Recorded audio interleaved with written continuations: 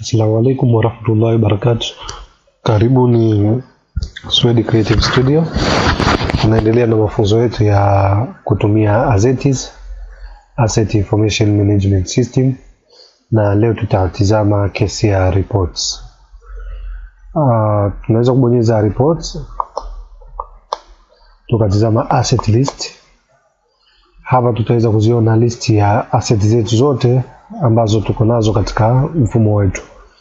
Kupitia filter tunaweza kuchagua, tunaweza kufilter asset kwa kutumia asset class, au tukaziona assets kwa mujibu wa miaka yao tulionunulia, financial year, au tukatumia kwa asset status. Kwa tuanze kwa asset class. Ukichagua asset class, manake udefine asset class ile ambayo unaitaka hapa. Kwa labda tunataka furniture and fitting, tuzione furniture and fitting zote. Tabonyeza search kwa ajili ya kuiita report yetu ya asset list. Tunaweza kuiona kwamba Azetis imetuletea report ya asset list, na ikiwa imezigawa furniture and fitting.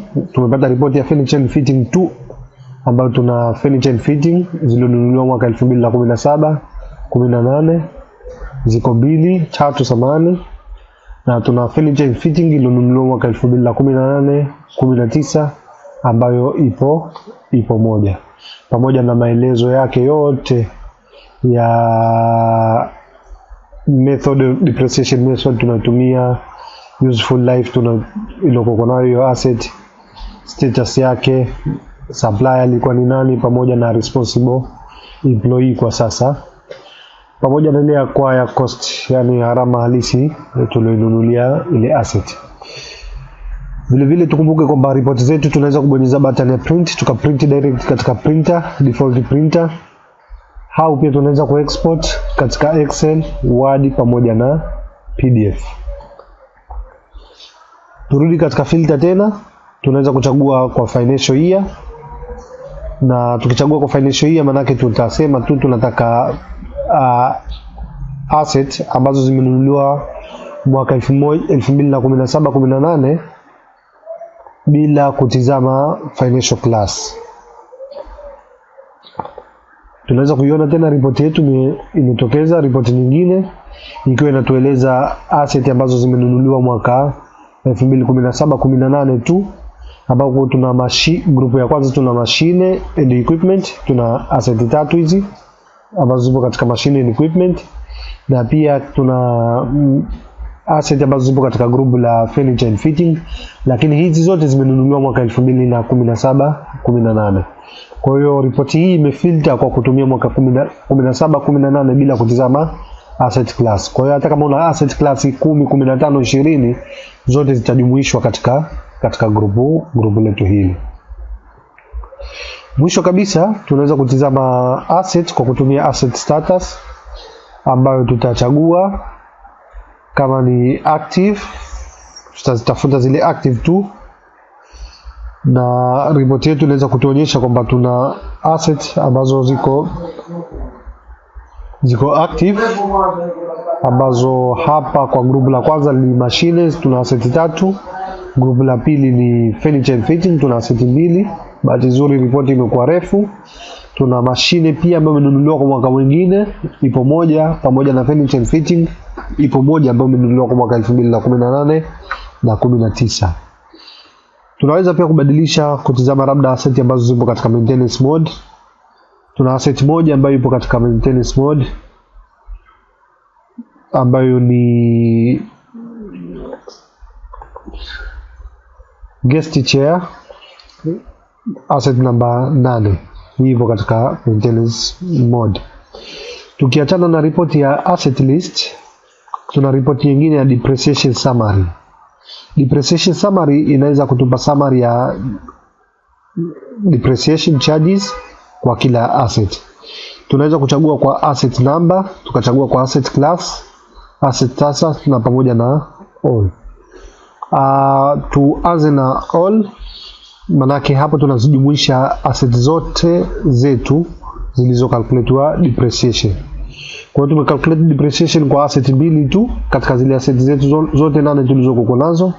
Kwa hiyo tunaweza kuona tuna asset namba 1 na asset namba 3, ambayo asset namba 1 hii ni A4 bana, na asset namba 3 ni executive table. Tunaweza kuona hapa acquire cost, accumulated depreciation pamoja na book value ya hiyo asset yenyewe. Hivi tutakuwa tumetoa hii report ya depreciation summary as at Friday April 10 2020. Tunaweza pia kusearch kwa kutumia asset number, tukataka kwa asset number 3 tu badala kuja asset zote, na tunaweza kuona kabisa kwamba report yetu imetuletea pia asset moja tu ambayo ni asset number 3, kwa sababu ndio tulioitafuta. Vile vile tunaweza kusearch kwa asset class, tukachagua labda furniture equipment, alafu tukaona. Kwa hiyo hii report yetu imetuletea kwa asset class ambayo ni group ya furniture and fitting. Ukiacha report hiyo, tuna report ya depreciation details, ambapo hapa sasa tunapata ile hali ya kinaga ubaga ya kilichofanyika katika depreciation, katika ukokotoaji wa depreciation. Tunachagua tena kwenye filter, tunaweza kuona kuna asset class na asset number.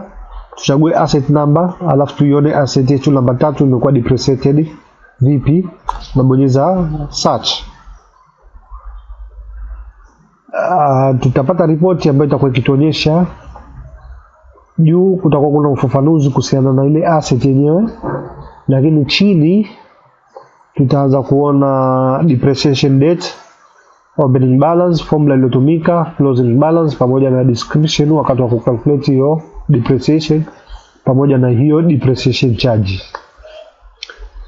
Kwa hiyo utaona kwamba balance inapungua kwa kadri siku zinavyokwenda mbele, na mwisho kabisa inatuonyesha kwamba mpaka kuanzia tarehe 1 mwezi wa kwanza 2020 mpaka leo asset yetu hii imedepreciate kwa 132,000, kitu ambacho ni kizuri kwa kweli, kwa sababu unapata kuona depreciation kwa kila siku.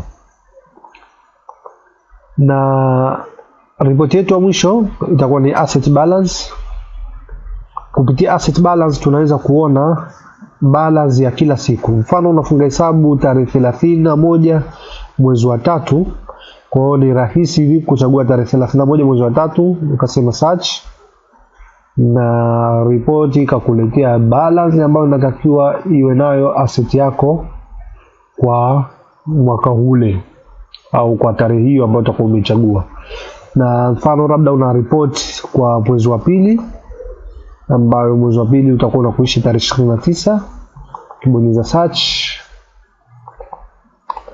utaweza kuona pia balance ambayo uko nayo ni 11,777,055 kwa asset zako zote mbili.